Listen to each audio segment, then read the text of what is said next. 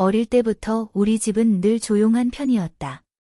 엄마는 말수가 적었고 아빠는 하루 종일 공장일로 바빠 우리 셋은 한 공간에 있어도 말이 별로 없었다. 그런데 그 침묵이 꼭 나쁘지만은 않았다. 엄마는 내가 자는 방 창문을 매일 새로 닦았고 아빠는 퇴근길에 편의점 도시락이라도 하나 꼭 들고 들어왔다. 우리는 서로 말 대신 행동으로 사랑을 주고받던 가족이었다. 나는 그런 부모님 밑에서 묻어나고 참는 게 미덕인 줄 알고 자랐다. 무례한 말을 들어도 속으로 삼키는 법부터 먼저 배웠다. 중학교 때 반 친구가 내 가방을 몰래 여러 과자를 꺼내 먹어도 그냥 참았다. 고등학교 때 학원쌤이 너 같은 애는 재수해도 못 붙는다 했을 때도 그냥 속으로만 울었다.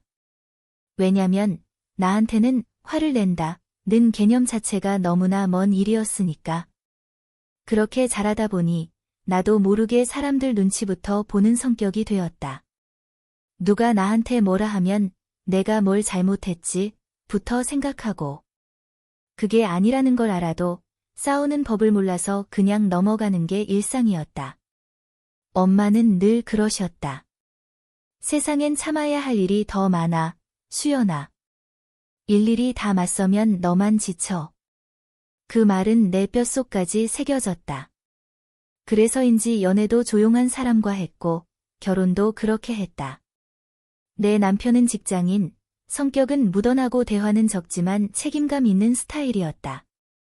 말이 없던 우리 집과 비슷해서 난 편했다. 문제는 시댁이었다. 결혼 전엔 시부모님도 굉장히 조용하고 인자한 분들이라고 들었는데 막상 결혼하고 보니 상황은 전혀 달랐다. 시어머니는 아들밖에 모르는 아들 바보 스타일이었고 시아버지는 항상 신경질이 머리끝에 가 있는 사람이었다. 무엇보다도 시댁은 우리 집안의 방식이라는 걸 굉장히 강조했다.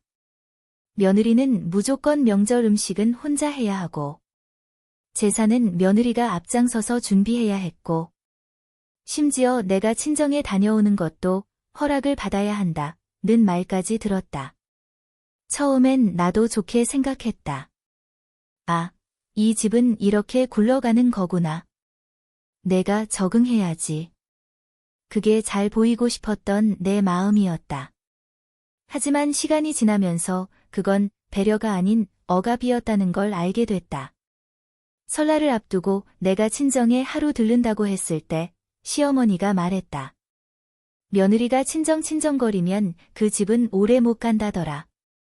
여기가 너한텐 친정이야. 알겠니?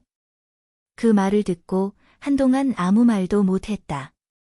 친정이란 단어 하나에 내 마음이 갈기갈기 찢기는 느낌이었다. 나는 엄마랑 매일 연락도 안 하는 사람인데 딱 하루 집에 반찬 좀 갖다 주려고 했던 건데 그때부터 시댁에선 내 일거수일투족을 트집 잡기 시작했다. 아침에 인사 안 했다고 눈치. 남편이 식탁 치운다고 도와주면 며느리를 잘못 들였다는 말까지 들었다. 하지만 난 참았다. 엄마가 했던 말이 자꾸 떠올랐다. 수연아, 견뎌. 너만 손해보지 마. 그러다 일이 터졌다. 남편이 회사에서 스트레스를 받고 있는 시기였는데 퇴근 후 집에서 나한테 화풀이를 하기 시작한 거다. 왜 당신은 나서서 뭘 못하냐? 엄마가 뭐라고 하든 좀 알아서 기어. 응? 그 말이 너무 충격이었다. 결혼 전엔 절대 그런 사람이 아니었다. 하지만 그날 이후로 남편은 자꾸 왜 엄마 말 안 듣냐? 왜 어머니한테 소홀하냐? 같은 말을 했다. 그리고 결정적인 날이 찾아왔다. 시부모님 댁에 갔던 어느 주말, 시어머니가 갑자기 말했다. 이런 며느리 데리고 사는 우리 아들이 불쌍하다. 내 친정엄마만 챙기지, 우리한텐 뭐 하나 한 적 있냐? 그래, 네 친정으로 돌아가라. 집이 그리 좋으면 거기서 살아. 그 순간 내 입에서 무슨 말도 나오지 않았다. 그저 멍하니 식탁 위 김치찌개 냄새만 맡고 있었다. 그때 남편이 내 옆에 와서 조용히 말했다. 그냥 좀 다녀와. 머리 식히고 와. 나중에 다시 얘기하자.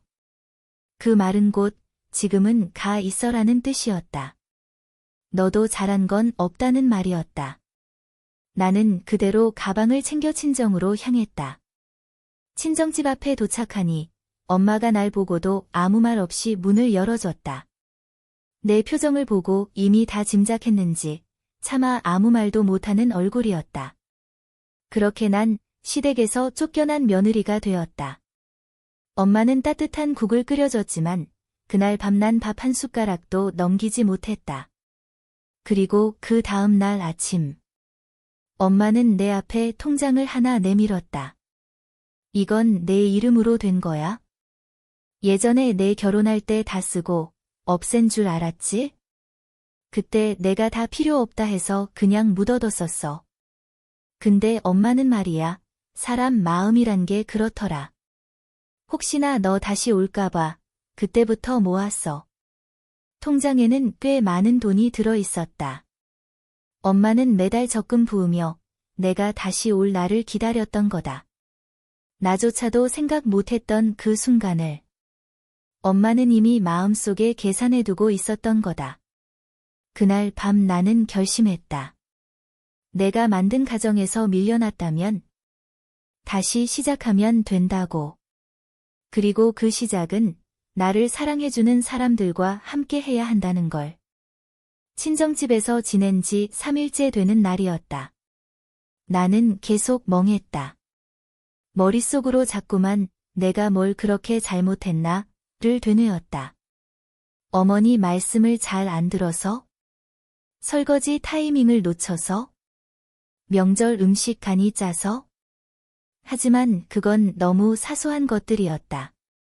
그런데 왜 나는 이토록 쫓겨난 사람처럼 위축돼 있었을까? 엄마는 내게 아무 말도 하지 않았다. 단지 아침엔 따뜻한 밥을, 점심엔 구수한 국을, 저녁엔 부드러운 찜을 해주며 옆에 있어줬다. 그 침묵이 오히려 날 더 울컥하게 만들었다. 남편은 딱 하루 전화가 왔다. 괜찮아? 생각 좀 해봤어? 엄마는 아직 화가 많이 나셔. 나도 좀 곤란하고. 조금만 있다가 다시 들어와. 이번엔 엄마한테 잘 보여야 돼. 그 말을 듣고 난 그제야 알았다. 이 사람은 지금 우리 편이 아니다. 그가 보는 가정이란 어머니의 기분이 기준인 관계였다. 내가 아니라. 며칠 뒤 내가 집을 나간 후의 이야기를 신우이한테서 전해 들었다. 신우이는 나보다 3살 위로, 결혼은 했지만 해외에 나가 살아 큰 왕래는 없었다. 하지만 나와는 묘하게 잘 통했다. 그날 신우이에게 영상통화가 왔다. 수연아. 미안하다.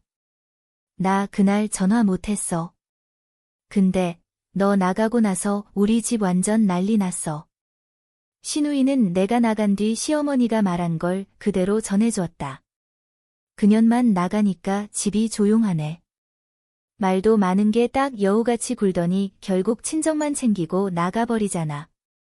내가 진작에 반대했었어야 했어. 그 말을 듣는 순간 손이 덜덜 떨렸다. 나는 그 집에서 여우였던 거다. 아무 말 없이 무던히 참고 눈치만 보던 내가 여우처럼 굴었다고? 신우이는 내게 조용히 말했다. 수연아, 너 거기 그냥 있어. 지금 너 다시 들어가면 더 망가질 거야. 나 솔직히 오빠 요즘 왜 저러는지 모르겠어. 엄마 눈치만 보더라. 엄마도 문제지만 오빠도 변했어. 너한테 미안하다고 말해야 할 사람은 오빠야. 그날 이후 나는 마음을 접었다. 이 결혼 망했다는 생각이 들었다. 남편이 내가 돌아오길 기다리는 건 사랑이 아니라 정리된 삶의 회복이었다. 그 안에 나라는 존재는 없었다. 엄마는 여전히 말이 없었다. 어느 날 내가 늦잠을 자고 일어났더니 식탁 위에 쪽지 하나가 놓여 있었다. 시장 다녀올게. 밥 데워 먹어. 은행 적금 다시 드러났어. 그 마지막 문장에서 나는 뭔가 이상한 감정을 느꼈다. 적금을 다시 들었다는 말은 내가 돌아가길 기다리지 않겠다는 뜻 같았다. 내 삶을 나 스스로 살아가게 해주겠다는 묘한 응원처럼 느껴졌다. 그날 오후 나는 오래도록 꺼내지 않았던 노트북을 켰다. 그리고 4년 전 내가 운영하다가 접었던 작은 온라인 쇼핑몰을 다시 들어가 봤다. 그땐 결혼 준비 때문에 그만두었지만 그 쇼핑몰은 내가 꽤 애정을 가지고 키웠던 공간이었다. 생활용 소품, 키친웨어, 수제 디퓨저 같은 것들을 판매했었는데 그중 하나가 뜻밖의 히트를 쳤던 제품이 있었다. 어머니 손맛 김치통이라는 이름의 항균 밀폐 용기였다. 이상하게도 그 김치통은 입소문이 났고 리뷰도 꽤 많았다. 문득 나는 떠올렸다. 이걸 다시 해볼까? 물론 다시 시작하는 건 쉬운 일이 아니었다. 내 계좌엔 100만 원 남짓 있었고 시댁에서 쫓겨난 신세에 당장 물건부터 만들 수도 없었다. 하지만 나는 내게 처음으로 말을 걸었다. 다시 살아보자, 수연아. 엄마에게 말했다. 엄마, 나 다시 쇼핑몰 해볼까 해, 김치통부터. 엄마는 조용히 고개를 끄덕였다. 그리고 그날 밤, 내 방에 들어와 오래된 종이상자 하나를 내게 건넸다. 이거. 전에 네 아빠가 내가 김치통 팔던 시절에 쓰던 공장 거래처 리스트다. 그 사람, 너 몰래 그거 정리해놨었더라. 언젠가 내가 다시 할까봐. 그 순간 가슴이 먹먹해졌다. 아빠는 몇 년 전 공장 사고로 돌아가셨다. 그런데 그런 아빠가 생전에 나 몰래 내가 하던 사업에 관심을 갖고 있었던 거다. 아빠와 엄마는 말로 사랑을 표현하지 않았지만 그들의 방식으로 늘 나를 지켜보고 있었던 거다. 나는 그날부터 본격적으로 다시 시작했다. 사업자 등록부터 SNS 계정 정비, 제품 샘플 제작까지. 엄마는 김치 양념을 해줬고 나는 김치통에 직접 담아 촬영을 했다. 그리고 첫 번째 리뷰 이벤트 글을 올렸다. 김치가 넘치지 않고 숨이 살아있어요. 이런 김치통 처음이에요. 이 제품 덕분에 시어머니가 저한테 처음으로 칭찬을 했답니다. 김치도 살고 저도 살았어요. 고맙습니다. 처음엔 한 달에 10개, 그 다음 달엔 50개. 세 번째 달엔 하루에 20개씩 팔리기 시작했다. 엄마는 말은 없었지만 내가 택배 포장을 하는 밤이면 옆에 앉아 테이프를 붙여주고 주소 라벨을 함께 붙여줬다. 그러던 어느 날 남편이 나타났다. 친정집 앞이었다. 난 택배 상자를 들고 문을 나서다 그를 마주쳤다. 수연아, 얘기 좀 하자. 내가 그땐 진짜 몰랐어. 엄마 말만 들었던 것 같아. 지금 생각하면 내가 너한테 너무 했어. 그는 허름한 정장을 입고 있었다. 그 모습에서 이상하게 피로감이 느껴졌다. 나는 아무 말 없이 그를 쳐다봤다. 그리고 단 한마디를 던졌다. 내가 그 집에 다시 돌아갈 이유가 있어? 그날 이후 그는 다시는 연락하지 않았다. 대신 들리는 소문에 의하면 그가 다니던 회사가 대규모 구조조정에 들어갔다고 했다. 그리고 시댁이 살던 집도 담보대출이 잡혀 있었다는 말이 들려왔다. 나는 그때 생각했다. 어쩌면 세상은 너무나 조용히, 정확하게 돌아오는 게 아닐까? 내가 아무 말 없이 떠났던 것처럼 그들도 조용히 무너지는 중이었다. 그리고 나는 반대로 다시 살아가는 중이었다. 택배 박스를 붙이던 손이 멈췄다. 핸드폰 화면에 시어머니라는 이름이 떴다. 심장이 철렁 내려앉았지만 지금은 옛날의 내가 아니었다. 나는 한 번 심호흡을 하고 전화를 받았다. 수연이니? 너 요즘 무슨 일 하니? 친정에서 계속 뒹굴기만 하진 않을 거 아니야? 우리 집도 사람 쓰기 힘들어 죽겠는데. 나는 그 짧은 순간에 수십 가지 말이 머릿속을 스쳤지만 단 한마디만 남겼다. 어머니, 필요한 얘기만 하시죠. 순간 전화기 너머로 정적이 흘렀다. 그 정적은 마치 그동안 내가 무조건 참고 웃던 나날들을 모두 부정이라도 하듯 차가웠다.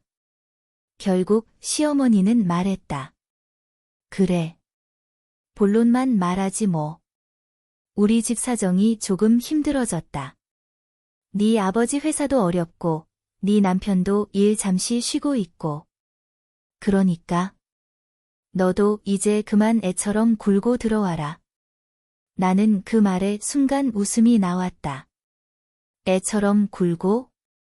정작 누가 어른이고 누가 아이였는지 지금은 너무나 분명했다. 어머니, 저 지금 바쁩니다. 김치통 200개 포장 중이라. 회신 필요하시면 문자로 주세요. 전화를 끊었다. 전엔 상상도 못했던 일이었다. 하지만 이제 난 다르게 살기로 결심했다. 단 한 번도 내 편이 되어주지 않았던 사람들한테 내 시간을 내어줄 이유가 없었다. 그날 밤 신우이에게서 전화가 왔다. 수연아, 너한테 이런 얘기해도 되나 모르겠지만 엄마가 사람들한테 너한테 쫓겨났다고 하고 다니더라. 남편이 너 버리고 쫓아냈고 네가 친정에서 엄마 시중만 들고 산다고. 나는 아무 말 없이 듣기만 했다. 분노, 서운함, 억울함. 그 모든 감정이 한꺼번에 몰려와 내 목을 조이는 것 같았다. 그리고 며칠 뒤 그 시어머니가 우리 동네 시장에 나타났다. 엄마와 내가 단골인 야채가게에서 마주쳤다. 손에는 장바구니 대신 명품백을 들고 있었고 얼굴엔 당당한 표정이 가득했다. 수연아, 여기서 다 보네? 요즘 몸은 어때? 어머님은 잘 계시고? 그 말투, 그 표정. 주변 사람들에게 좋은 시어머니인 양 포장하는 그 태도. 나는 도저히 참을 수 없었다. 어머니, 여기선 그런 척 안 하셔도 돼요. 저는 여전히 쫓겨난 며느리고 어머니는 저를 버린 분이니까요. 그 말을 듣자 시장에 있던 몇몇 사람들이 우리를 흘끗 보기 시작했다. 시어머니는 잠시 굳어섰다가 조용히 돌아섰다.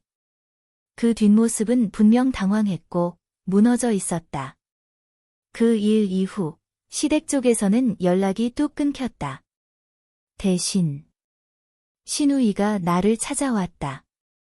수연아, 나 솔직히 엄마랑 오빠 좀 말리고 싶어도 너무 뻔뻔해서 이제는 그냥 포기야.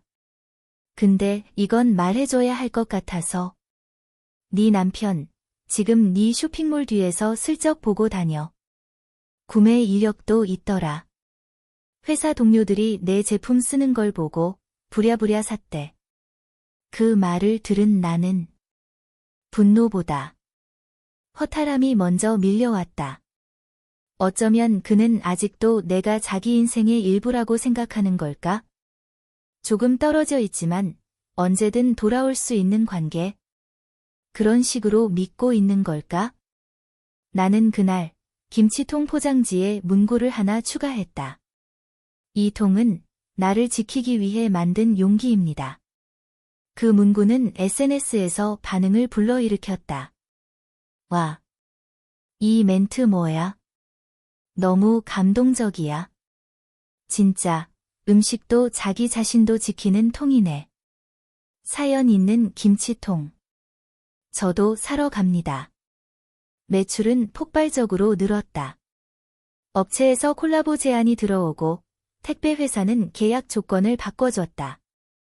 엄마는 말없이 내 옆에 있었지만 가끔 밤마다 김치 국물 떨어진 바닥을 닦으며 입가에 살짝 미소를 지었다.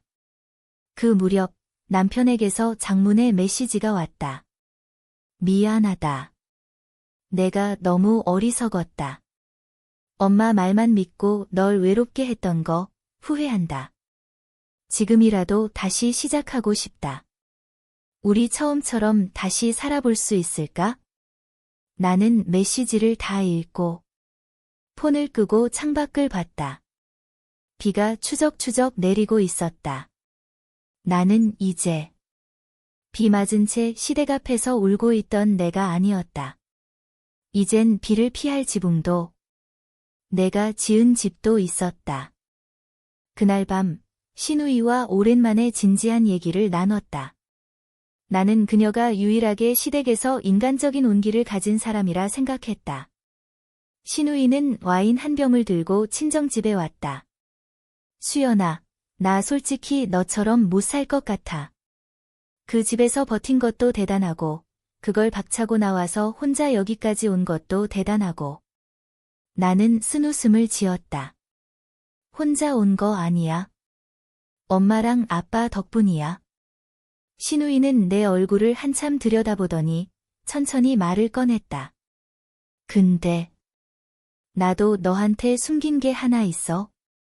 그날 너 쫓겨났던 날 사실 엄마가 그렇게까지 하려던 건 아니었어. 나는 눈을 찡그렸다. 무슨 소리야? 나한테 그날 뭐라 했는지 너도 들었잖아. 맞아. 말은 그렇게 했지. 근데 그 전날 엄마가 갑자기 아빠 통장 정리를 하다가 한 장짜리 문서를 발견했대. 그게 아빠 앞으로 된 명의신탁 계약서였어. 그 말을 듣고 나는 몸이 굳었다. 명의신탁. 그러니까 쉽게 말하면 네 시아버지가 너희 부부 명의로 된 집을 사면서 사실상 자기 돈으로 샀다는 증거 서류였어. 그 계약서를 엄마가 보고 너무 화가 났던 거야. 내 머릿속이 복잡해졌다. 그 집은 남편이 혼인 전 별표 전세금 일부를 모아서 샀다. 별표 고 했던 곳이었다. 나는 그 말이 사실인 줄 알고 결혼할 때 한 푼도 안 보탰다. 그런데 그 집이 원래 시아버지 돈으로 산 거였다고? 근데 더 웃긴 건 계약서에 엄마 이름도 없고 오빠 이름도 없어. 그 명의는 수연, 너였어. 순간 나는 말문이 막혔다. 그게 무슨 말이야? 오빠가 너 이름으로 등기했더라고. 그게 가장 안전한 명의였대. 엄마랑 사이 안 좋아질 줄 몰랐겠지. 그날 엄마가 말한 너 친정으로 돌아가라는 말. 사실은 감정도 있었지만 별표 등기 명의자인 너를 내쫓겠다는 의도 별표도 있었던 거야. 나는 그 자리에 주저앉고 말았다. 그동안 내가 쫓겨났다고 생각했던 그날. 사실은 내 이름으로 된 집에서 내가 쫓겨난 날이었던 것이다.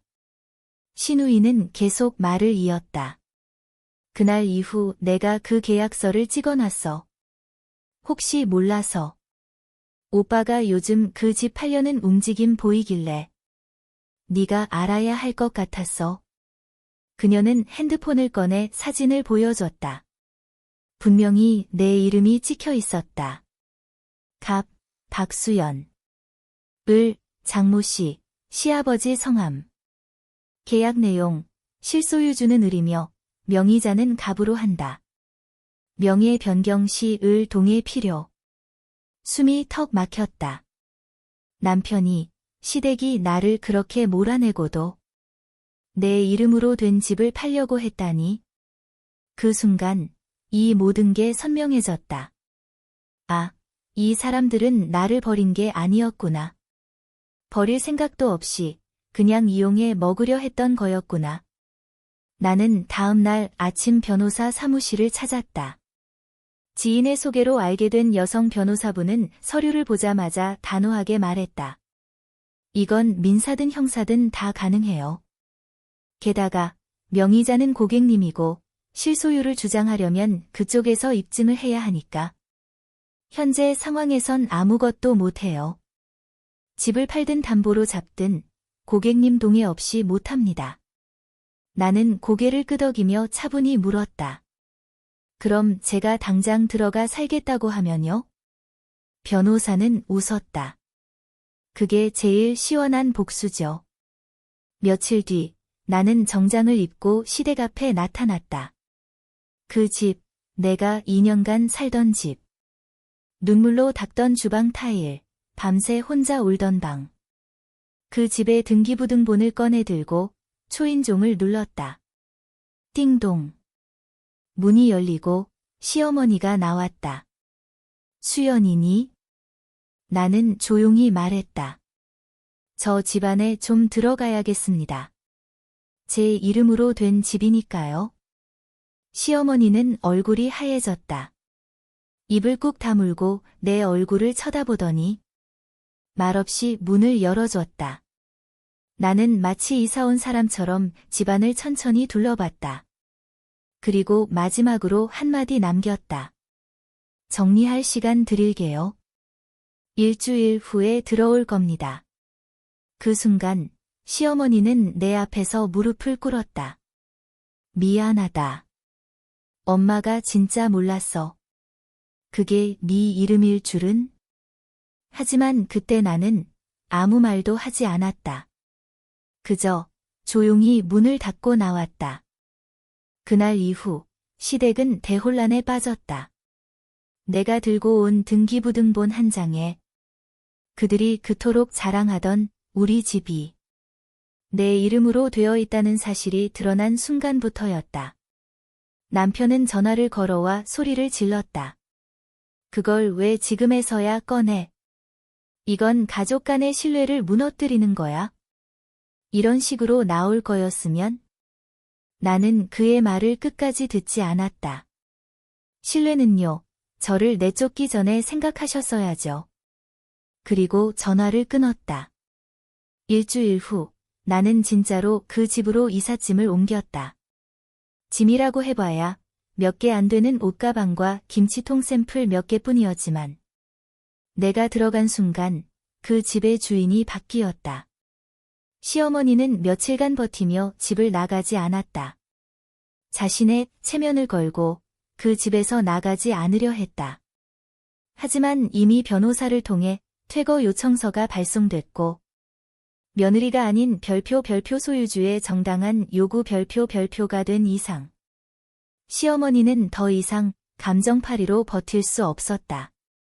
퇴거 전날 시어머니는 내게 와서 물었다.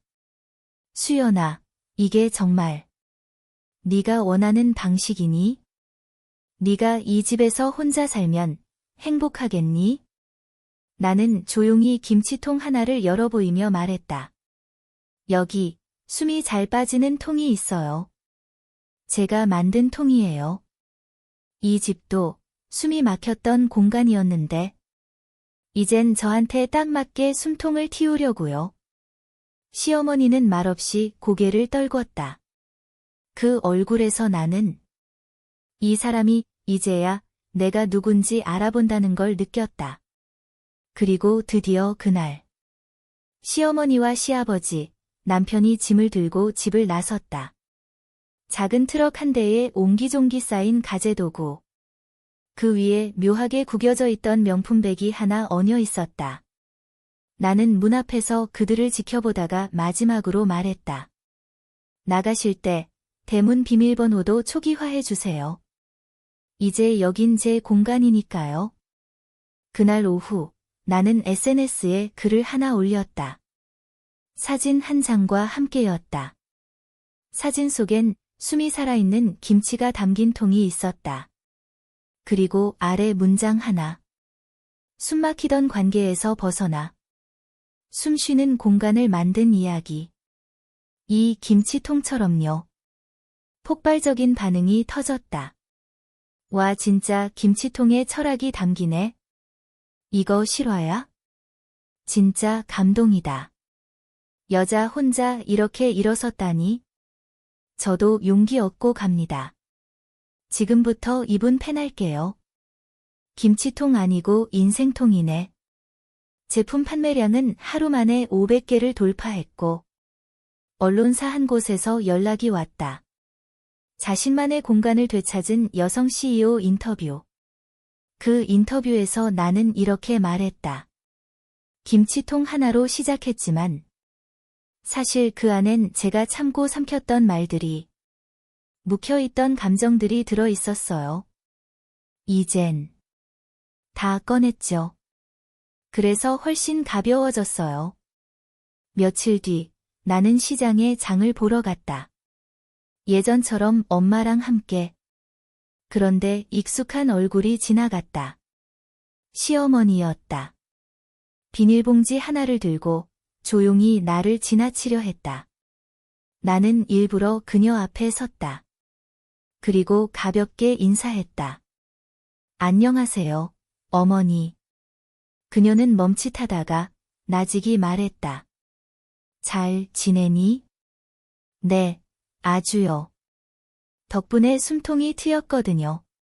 그 말에 그녀는 아무 대답도 하지 못하고 조용히 고개를 숙인 채 돌아섰다. 그 모습은 예전의 위압적이고 기세등등한 시어머니가 아니었다. 그저 자기 얼굴을 감추고 싶은 누군가였다. 나는 그 모습을 마지막으로 눈에 담고 장바구니를 다시 들었다. 엄마가 좋아하는 열무가 오늘 유난히 신선해 보였다. 햇살이 따뜻하게 들이우던 늦은 오후. 엄마와 함께 텃밭에 갔었다. 도시 외곽에 있는 작은 텃밭. 엄마가 예전부터 일주일에 한두 번 다니며 기른 고추랑 상추. 나는 그다지 관심 없던 그 밭에 이제는 내가 먼저 가자고 말하고 있었다. 엄마는 여전히 말수가 적었다. 땅을 보며 흙을 털며 묵묵히 손을 놀리는 모습은 내가 어릴 적부터 보아온 우리 집의 언어였다. 엄마, 예전엔 그랬지. 엄마가 참아야 한다고 했던 거. 그게 맞는 줄 알았어. 엄마는 대답하지 않았다. 대신 고개를 천천히 끄덕이며 말린 무청을 다듬고 있었다. 근데 이제는 알아. 참는 게 항상 정답은 아니더라. 이젠 나를 지키는 것도 참는 것만으론 안 되는 세상이야. 엄마도 나 때문에 많이 참았지? 엄마는 한참 만에 입을 열었다. 그땐 그게 사랑인 줄 알았어. 희생하고 조용히 살고 아이한테 피해 안 가게. 그게 부모라고.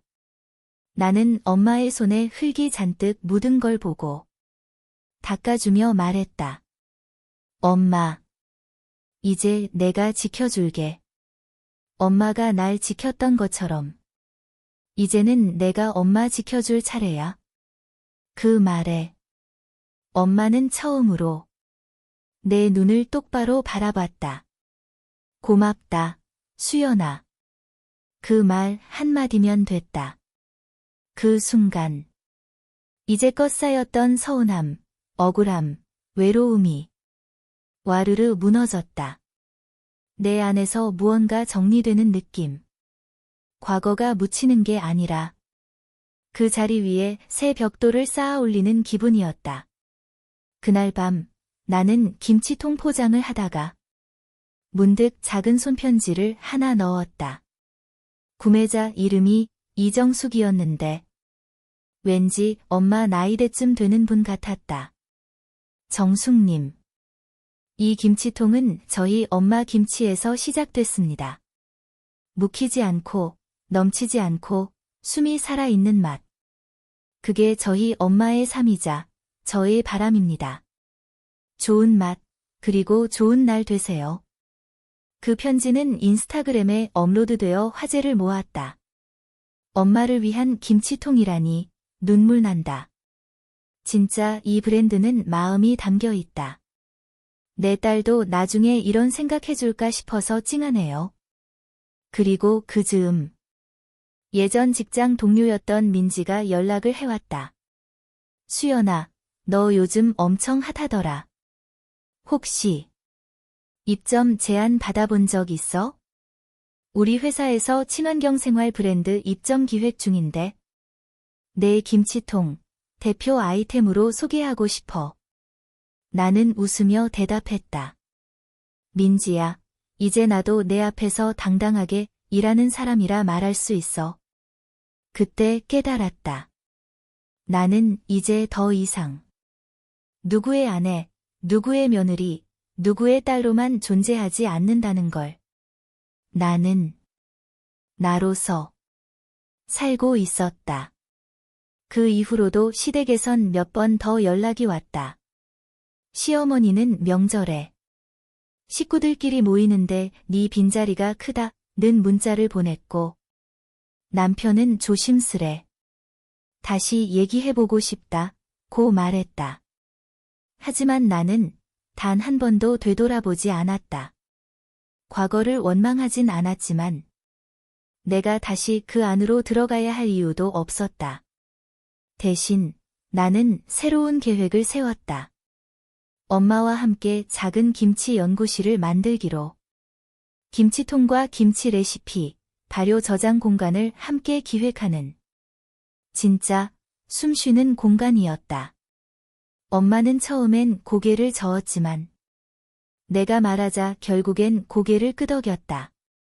엄마, 이건 내 일 아니야. 이제 우리 일이야.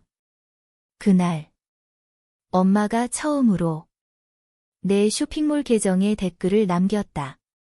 우리 딸, 항상 응원해. 너는 진짜 잘하고 있어. 그 댓글은 내가 만든 어떤 후기보다도 더 값진 선물이었다. 누군가는 내게 그랬다. 당신은 어떻게 그렇게 조용히, 단단하게 이겨냈냐고. 나는 대답하지 않았다. 사실 나도 몰랐으니까. 그저 하루를 살다 보니 그 하루가 모여 이 자리에 와 있었던 것뿐이니까. 내가 시댁에서 쫓겨나던 날 모든 게 무너지는 줄 알았다. 사랑받지 못했고 인정받지 못했고 심지어 내가 만든 가정에서조차 쓸모없는 존재처럼 여겨졌으니까. 하지만 진짜 무너진 건 내가 아니라 나를 그렇게 몰아세웠던 사람들의 가짜 권위였다. 나는 김치통을 만들었다. 그 안엔 김치뿐만 아니라 내가 참아왔던 말들, 버림받았던 감정들, 다시 살아보고 싶다는 의지도 담겨 있었다. 나는 며느리라는 타이틀 하나 때문에 숨을 죽여야 했던 사람이었고, 이제는 숨통을 틔우는 사람이 되었다. 누군가는 말한다. 그깟 김치통으로 뭘 그렇게까지? 하지만 나는 안다.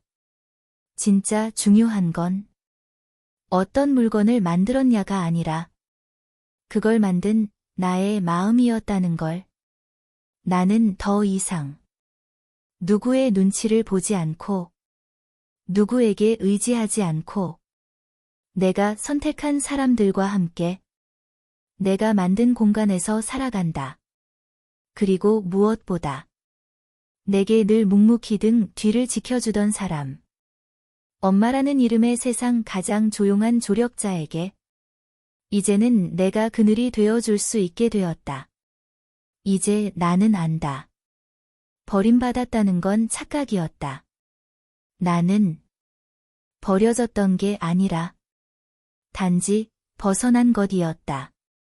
나를 이용하려는 사람들로부터, 사랑이라는 이름으로 억압했던 가족으로부터, 참는 게 미덕이라 배웠던 어린 나로부터, 이제 나는 당당히, 그리고 조용히 내 삶의 중심으로 걸어 들어간다. 어떤 김치도 숨을 죽이면 맛이 없다. 제대로 숙성된 삶은 숨 쉴 수 있을 때 비로소 깊어진다. 그걸 알게 해준 엄마, 그리고 나 자신에게 오늘도 고맙다.